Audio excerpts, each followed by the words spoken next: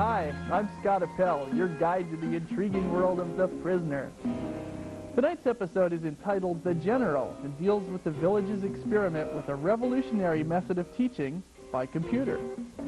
The General is perhaps the most dated episode of the Prisoner series, dealing as it does with the anti-computer attitude that pervaded society in the late 1960s. Of course, in those days there was some justification for such feelings.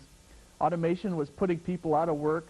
Only large corporations and the government could afford computers then, and the computers in use were systematically collecting data on us for God knows what purposes. Little did anyone realize that within a decade, the individual would be able to fight back with one of these babies. As you know, the home or personal computer has created a minor revolution in our contemporary world. Home businesses using personal computers are flourishing, for instance, and these PCs are creating many new jobs that never existed before. In addition, they opened up a whole new world of learning, which brings us back to the General.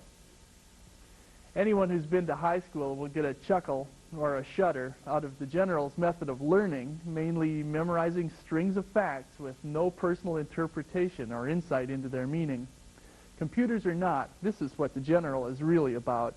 Knowledge will set you free, but memorization is just another prison.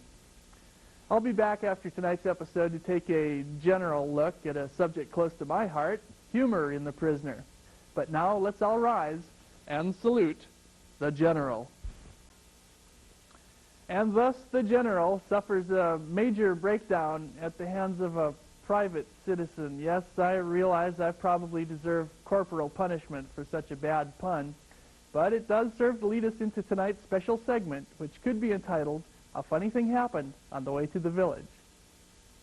One of the very nicest things about the Prisoner series is that even though it is undeniably serious and even grim at times, it's also spiced with humor. Humor of many varieties, from sophisticated, my favorite kind, to slapstick, my favorite kind. But humor is a lot like quicksilver. The harder you try to put your finger on why something is funny, the quicker the humor slips away. So let's overanalyze this topic and take the fun out of it completely.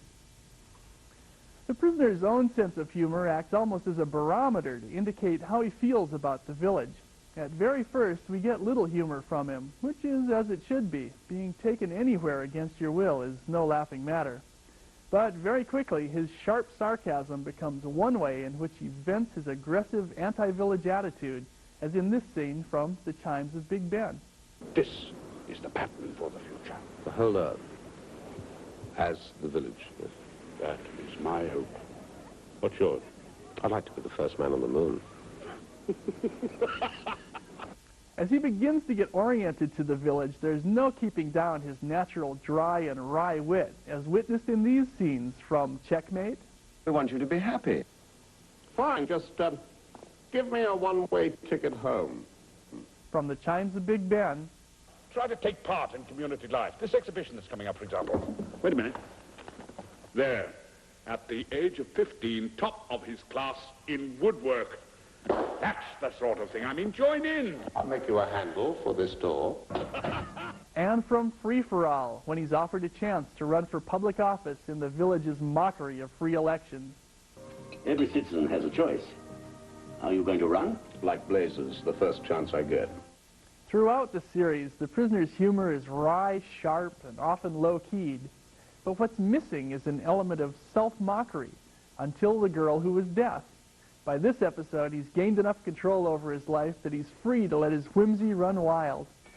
Mountaineering rope would hold an elephant. I must remember that next time I go climbing with one. In The Girl Who Was Deaf, he spoofs spies in general, and himself in particular, along with lampooning the new number 2 and his assistant. By the final episode, our hero's quiet amusement at the Kafkaesque proceedings and his wide smile when he discovers the identity of number 1 might lead us to believe he's finally realized that in a reality this perverse, only a sense of humor can make life bearable. We've already established that, in the village, things are rarely what they appear on the surface, which might be why the main form of humor in this series is irony, as witnessed in this scene from Checkmate.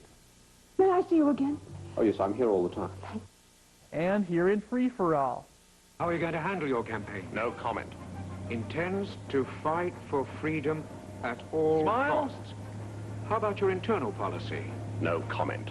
Will tighten up on village security. Smile!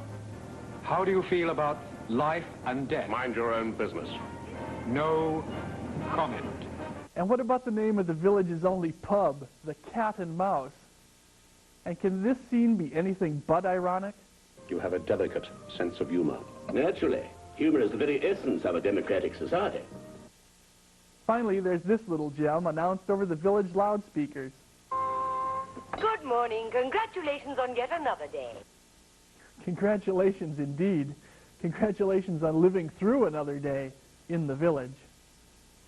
Even the music of the show contains a healthy dose of humor.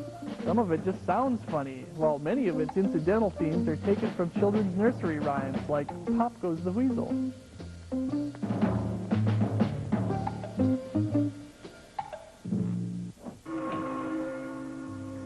There are, of course, many other examples of the use of humor in this series, like the witty repartees between the prisoner and various number twos, and the clever use of puns in many of the episode titles. Free for All, It's Your Funeral, A Change of Mind, and, of course, many happy returns. Well, it'd be easy to stay in autopsy humor for hours, but I'm afraid it would cut into my much-needed computer time. You see, I just got this great educational program I'm anxious to try out. So, until next week, I'm Scott Apel, and I'll be seeing you.